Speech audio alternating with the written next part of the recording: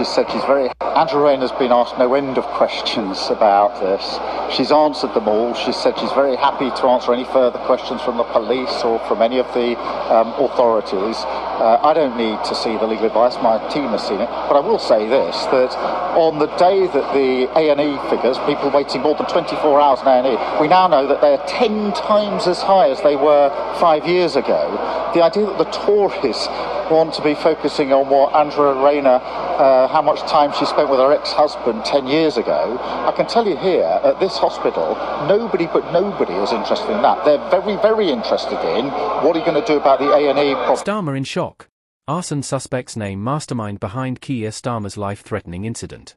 This is the most interesting twist you'll see on the internet today. The arson and the guys in this little plot twist, right, gather around, because we've got a story that's literally on fire, and I mean that quite literally. 3 blazes near the Prime Minister's residence and, spoiler alert, it didn't end well for them. One is so embarrassed he won't even leave his cell. Welcome back to UK Tribune, where British politics gets spicier than Nando's Extra Hot. Now, before you ask, no, this isn't some elaborate Guy Fawkes reenactment gone wrong. We're talking about actual arson attacks linked to Sir Keir Starmer's properties, and the suspects are about as international as a Eurovision lineup, Ukrainian nationals, Romanian defendants, and enough drama to make EastEnders jealous. Buckle up, because this case has more twists than a politician's promise before an election. So, who are our starring players in this particularly British farce? Meet our trio of alleged fire starters: Roman Levinovich, 21, from Ukraine, presumably not here for the weather. Then we have Stanislav Karpiak, 26, representing Romania, and finally, Petro Pochino, 34, also Ukrainian, who's currently having what you might call a self-imposed timeout. Now here's where it gets properly mental. Pochino straight up refused to attend his own court hearing. That's right, folks, he's giving his trial the same energy you give Monday morning meetings. Justice Chimagrub had to basically tell the court, well, defendant number 3 has decided he's too busy contemplating his life choices in HMP Belmarsh to join us today. It's like being invited to your own birthday party and saying, nah, I'm washing my hair. Except the birthday party is a criminal trial, and the hair washing is, well, probably not happening in prison. But what exactly did these chaps allegedly get up to that's landed them in such hot water? Right, let's talk about their alleged greatest hits, and by hits, I mean literal fire attacks. Picture this, it's May 8th, and someone decides to torch a car in Kentish Town.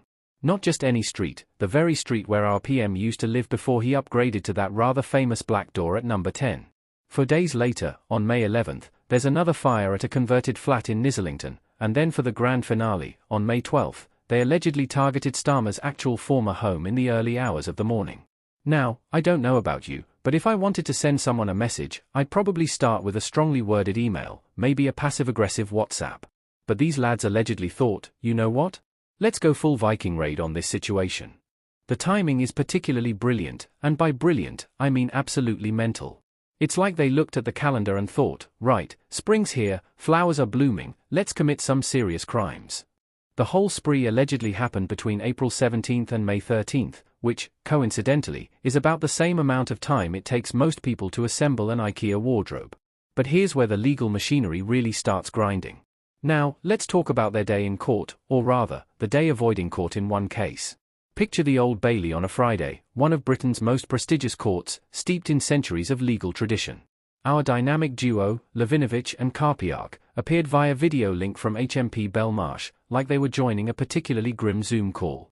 They spoke only to confirm their identities and birth dates through an interpreter, which is basically the legal equivalent of name, rank, and serial number.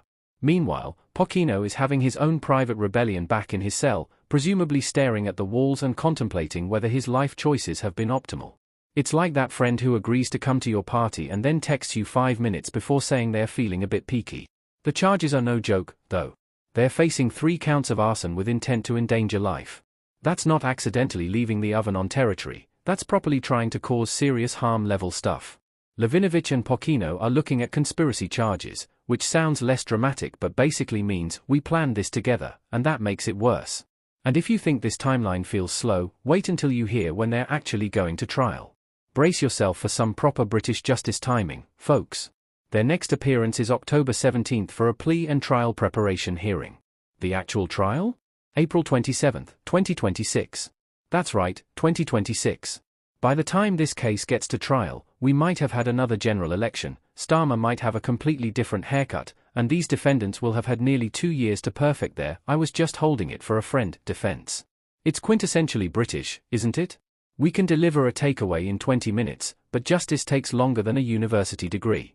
The case will be heard by a High Court judge, which is the legal equivalent of bringing in the big guns, or in this case, the big wigs. But wait, there's more. Plot twist alert, a fourth person, a 48-year-old man, got nabbed at Stansted Airport on Monday. Nothing says subtle getaway plan like trying to flee through one of Britain's busiest airports. He's currently on bail until July, probably wondering if his travel insurance covers arrested for alleged arson conspiracy. So, what does all this actually mean for British politics and security? Let's step back from the circus for a moment and talk about what this really represents. This isn't just some random bit of criminal nonsense. This is allegedly targeted attacks on properties linked to the Prime Minister of the United Kingdom. That's a big deal, regardless of what you think about Starmer's policies or his rather robotic delivery style. The international aspect is particularly interesting. We've got Ukrainian and Romanian nationals allegedly involved in attacks on British political figures. It raises questions about security, about how such plots develop, and about whether our intelligence services saw this coming. But here's the thing, and this is what I love about British justice: despite the seriousness of these allegations, despite the international implications, despite everything, we're still going to give these offenders a fair trial. Even Pochino, who's currently doing his best impression of a moody teenager, will get his day in court whether he wants it or not. The fact that it's taking until 2026 might seem ridiculous, but it's actually rather reassuring. It means the system is taking this seriously, gathering evidence properly, and making sure everyone gets adequate legal representation. It's not exactly swift, but it is thorough. Right then, what do you reckon? Is this the tip of some larger iceberg, or just 3 blokes who watched too many action films and thought they'd have a go? Drop your theories in the comments below, but keep it civil. Unlike our defendant, we can disagree without setting things on fire. If you want to stay on top of all the political chaos Britain has to offer, smash that subscribe button and ring the notification bell. Trust me, with British politics, there's always another scandal brewing, and UK Tribune will be here to break it down with just the right amount of sarcasm and actual facts. The suspects' international backgrounds add another layer of complexity to the case. Roman Levinovich and Petro Pochino hail from Ukraine, while Stanislav Karpiak is Romanian. Given the tense geopolitical landscape across Europe in recent years, especially considering the conflict in Ukraine, the involvement of foreign nationals in an attack against a prominent British politician is bound to spark concern among the public and security services alike. Could this be evidence of a broader conspiracy involving foreign interests? Or are these individuals acting independently, motivated by factors we have yet to fully understand? One might reasonably wonder about the effectiveness of the UK's intelligence and security apparatus in intercepting such plots. After all, for attacks this high-profile to unfold without foreshadowing or preemption suggests gaps in surveillance or intelligence sharing. Security experts have already begun speculating on whether the right warnings were missed, or if the perpetrators were unusually clever in evading detection. As the investigation continues, it's likely that security agencies will face scrutiny over their handling of this case, and recommendations for tightening protection measures around political figures will almost certainly follow. Equally notable is the way the suspects have behaved since their arrests. The refusal of Petro Pochino to attend his own court hearing is a striking act of defiance, one that underscores a troubling attitude toward the British legal system. His absence forced Judge Chimagrub to acknowledge in open court that the defendant had chosen to remain in his cell rather than face trial, likening the refusal to skip out on a party invitation. This incident has sparked debate among legal commentators about the rights of defendants, the challenges of securing cooperation, and the limits of courtroom procedure in cases involving uncooperative or hostile individuals. Meanwhile, Levinovich and Karpiak appeared via video link from HMP Belmarsh, confirming only their names and birthdates through interpreters. Their muted participation contrasts starkly with the dramatic backdrop of the charges they face, emphasizing the somber reality behind the headlines. Both men stand accused of conspiracy to commit arson, an allegation that suggests careful planning and collaboration.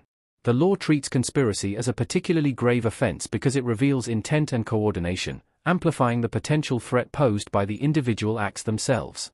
The long wait for trial is another peculiarity that many outside the legal profession might find frustrating. With the actual trial set for April 2026, the wheels of British justice are turning slowly, but deliberately. While 2 years might seem like an eternity in an era defined by instant information and rapid news cycles, the length of time reflects the careful, methodical approach the courts must take to ensure fairness and thoroughness.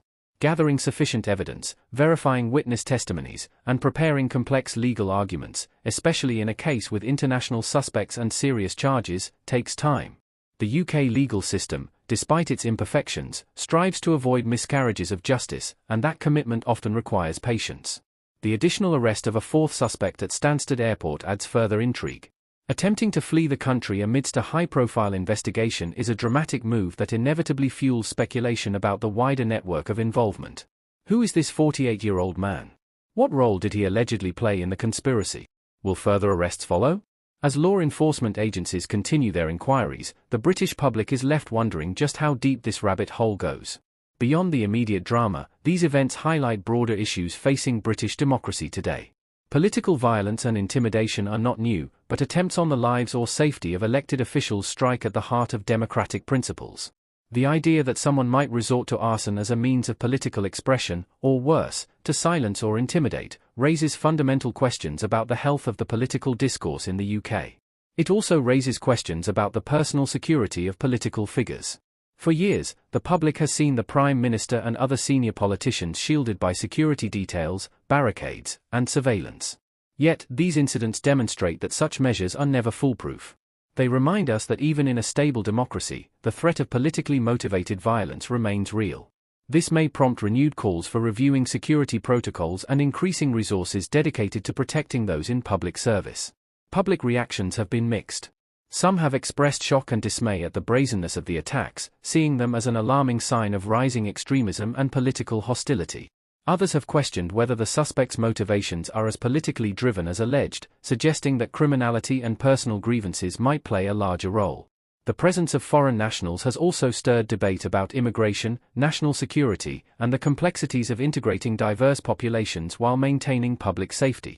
For Sir Keir Starmer himself, these developments represent a deeply personal ordeal, though he has maintained his public composure. In statements to the press, Starmer has condemned the attacks unequivocally, emphasizing his commitment to law, order, and democratic values. Yet the emotional and psychological toll of knowing one's home and safety have been targeted cannot be underestimated. It humanizes a public figure often seen through the lens of politics and policy, reminding us that beneath the public persona is a person affected by these traumatic events. Looking ahead, the trial in 2026 will be a pivotal moment, not only for the accused but for the British justice system, political establishment, and society at large. The outcome will set precedents for how such crimes are prosecuted and may influence policy decisions regarding the security of political figures and counter-terrorism strategies. In the meantime, the UK Tribune will continue to track every development, ensuring the public stays informed with a blend of factual reporting, analysis, and a dash of that trademark British sarcasm.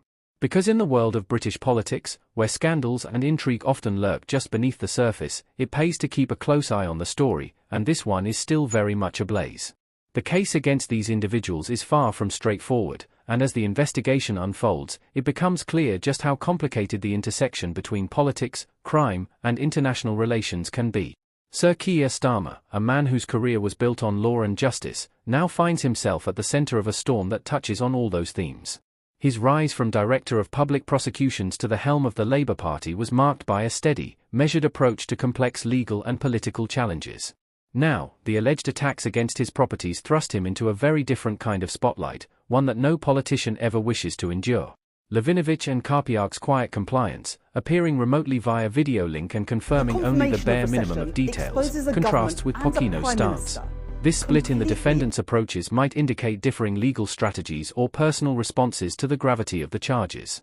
Their charges of conspiracy underscore the seriousness with which the authorities view the coordination behind the attacks. Conspiracy implies a shared plan to commit a crime, and proving this in court requires unraveling communications, connections, and actions taken by each suspect before and during the incident. Given the international backgrounds of the suspects, this task will likely involve collaboration between UK law enforcement and agencies abroad, adding further complexity to an already multifaceted investigation. The slow march toward trial, scheduled for April 2026, might frustrate some observers eager for swift justice. However, the extended timeline reflects the need for careful preparation. Trials of this nature are rarely quick. Gathering comprehensive evidence, particularly in arson cases where physical evidence can be destroyed by fire, demands meticulous forensic work. Additionally, ensuring that the defendants receive a fair trial, especially when language barriers, international elements, and high-profile public interest come into play, requires patience and rigor from all involved. The arrest of a fourth individual attempting to flee via Stansted Airport adds an unexpected twist.